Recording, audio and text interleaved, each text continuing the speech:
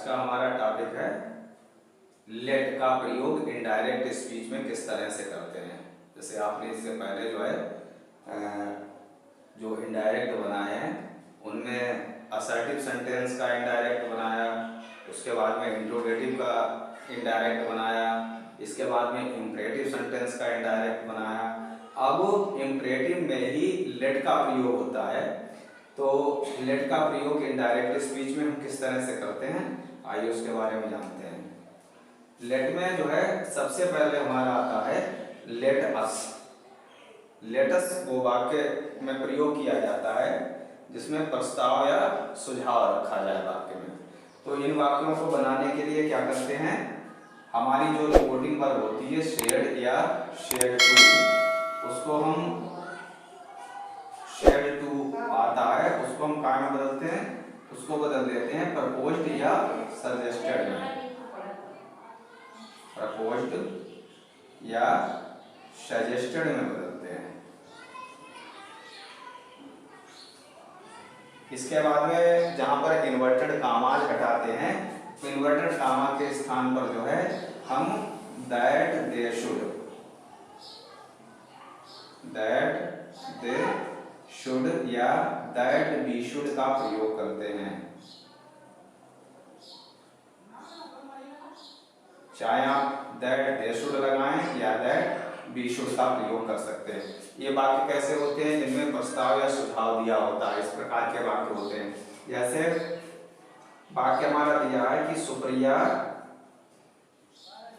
Said to Gunjan, Supriya said to Gunjan inverted comma let us go for a walk.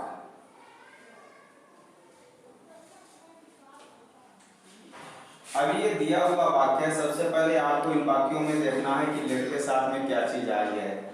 यहाँ पर late के साथ अस का प्रयोग किया गया है, तो जब इस वाक्य को हम इसका इनडायरेक्ट स्पीच बनाएंगे तो ये सेड टू हमारा जो दिया हुआ है वो प्रपोज्ड या सजेस्टेड में बदल दिया जाएगा। जैसे यहाँ पर जब इसका हम बनाएंगे तो बनेगा Supriya proposed Gunjan, proposed Gunjan.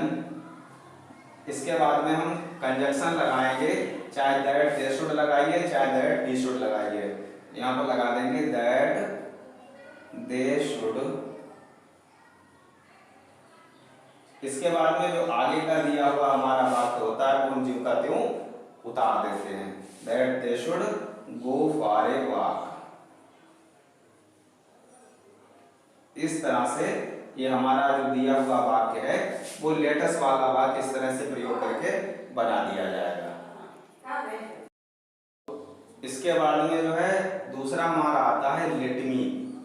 Let me जो शब्द है वो प्रार्थना का बोध कराता है, तो जिन इनडायरेक्ट बनाने वाले वाक्यों में लेट के साथ मी का प्रयोग किया गया हो वो प्रार्थना सूचक वाक्य होते हैं। तो ऐसे वाक्यों की हम इनडायरेक्ट कैसे बनाते हैं, इसमें जो हमारा सेड होता है, सेड हो या सेड टू हो जो भी हो, उसको हम रिक्वेस्टेड में बदल देते हैं, रिक्वेस्टेड। और इसके बाद में जहां पर हम कामा हटाते हैं उस स्थान पर जो है कंजक्शन टू का प्रयोग करते हैं, वहां पर हम कंजक्शन टू, लेट से पहले जो लेट दिया होता है उससे पहले हम टू लगा देते हैं। अब जैसे सेंटेंस दिया है कि the servant said to me comma, फिर इसके बाद में बनाएंगे लेट मी गो होम। अब ये दिया हुआ वाक्य जो है आपको पहचानना कहां से, यहां से पहचान करनी है कि लेट के साथ में क्या आया हुआ है। अब यहाँ पर नौकर कह रहा है, नौकर ने मुझसे कहा कि मुझे घर जाने दीजिए, तो यहाँ पर जो ये प्रार्थना का बोध हो गया। जब हम इसे चेंज करेंगे तो क्या बनेगा, the servant requested me,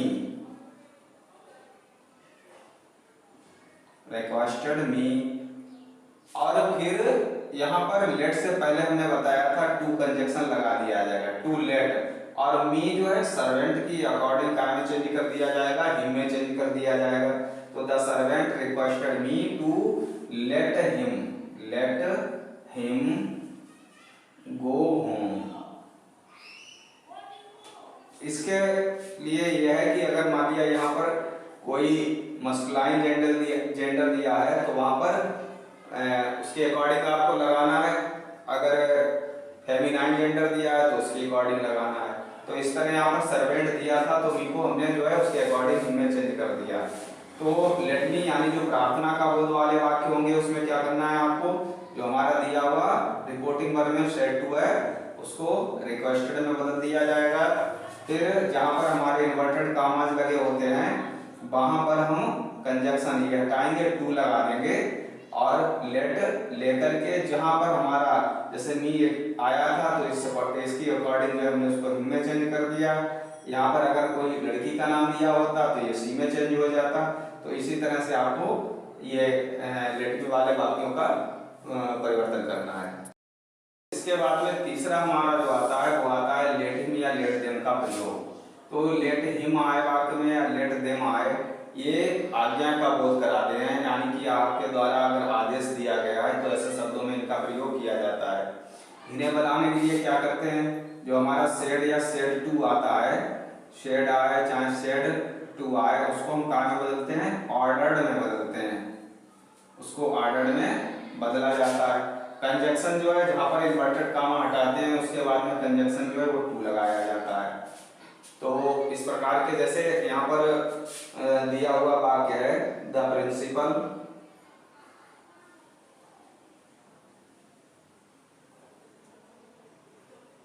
said to the PN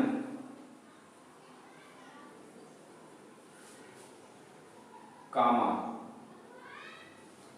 late him go out, let him go out. यहाँ पर वाक्य जो है उसमें प्रधानाचार्य द्वारा जो है आदेश दिया गया चपरासी को कि उसे बाहर जाने दो। तो ये जो आज्ञा वाले वाक्य होते हैं जिनमें लेट का प्रयोग, अब लेट के साथ में यहाँ क्या आया, हिम आया। हमने आपको बताया था कि लेट के साथ में अगर हिम या देम आता है तो उन वाक्यों का वाक्य जो है आज्ञा सूचक होते हैं और उनमें सेड या सेड टू को ऑर्डर्ड में बदल दिया जाता है। तो जब इस वाक्य को हम बनाएंगे तो क्या बनेगा, द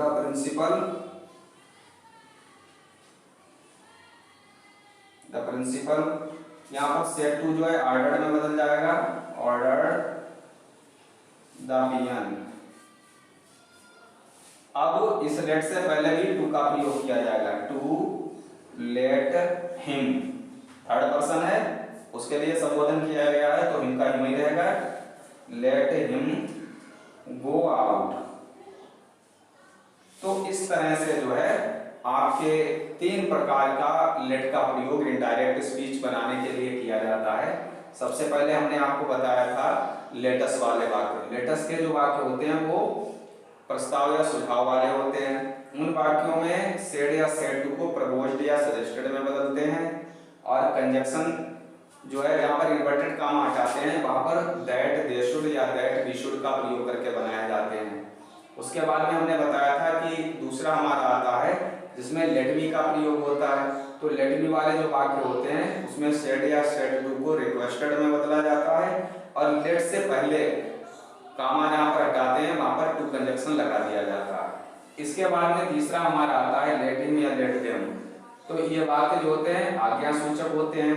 इन वाक्यों में सेड या सेड टू को ऑर्डर्ड में बदल देते हैं और कंजक्शन टू लगा देते हैं। तो इस तरह से आप लेट की इनडायरेक्ट स्पीच जो है इन तीनों कंडीशन में अलग अलग तरह से बना सकते हैं।